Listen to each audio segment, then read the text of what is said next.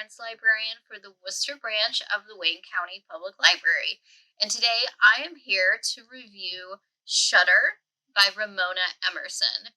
Now, our main character who is behind the camera is Rita. She is a forensic photographer who works for the Albuquerque police force. Now, her colleagues in the police force, at least for the most part, really like Rita because she is able to find these details that detectives have missed.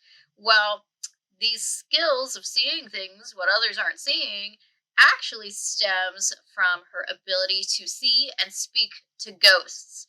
So Rita isn't necessarily seeing all these details, though she is a highly skilled photographer. It's actually like the deceased victims of maybe a crime or a car accident that she's photographing, and they're telling her where to look. Now, where her colleagues like that Rita is on their side, her family does not support what she does for a living. So Rita is Navajo, also called Dene. She grew up on the Navajo Nation reservation, and Rita describes the Dene as being very cautious when speaking about death or the dead or even dealing with things like funerals.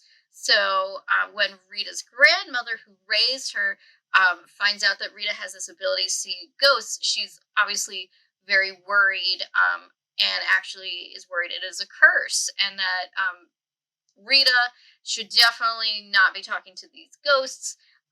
And so there's frequent visits to the medicine man, who is a lovely character. And so, there's this whole, like, why are the ghosts only here with Rita? This question. Okay. So the novel starts with Rita being called to a crime scene where a young woman's body is scattered. It is kind of graphic on this highway overpass. So Rita then meets Irma, who is the deceased woman whose body she is photographing.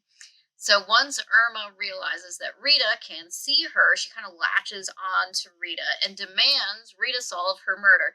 Now, Rita is not a police officer. She just works for the police force as this photographer. Now, Irma is very stubborn and in death, perhaps a little psychotic, because she does not let Rita rest. She's sleeping and then Irma will start shouting, "Wake up." So Rita's health actually will start to deteriorate. The detective in charge pretty quickly just says, this Irma woman committed suicide. Case closed. Let's move on. And so the novel really asks the question, what can Rita do to be rid of this ghost who claims that she did not kill herself? Because helping Irma might just get Rita killed. So there's definitely a little bit more to this mystery. I really enjoyed this novel. It's a solid police procedural with this supernatural twist. Plus, I always find it interesting reading and learning about Indigenous cultures. It does bounce back and forth between present day, where Rita is investigating Irma's death and some other deaths that seem to be connected, and then back to Rita's childhood, where she discovered her love of photography, and then, of course, when she found her ability to see ghosts. The first ghost she sees is her grandpa, and he is, of course, a very friendly, kind ghost. So it's presented as maybe not so scary initially. The back and forth is very easy to follow, and it lets us learn more about Rita and why she is the person she is today. Now, Ramona Emerson, our author, has announced that there will be a second book featuring Rita, and I really look forward to it.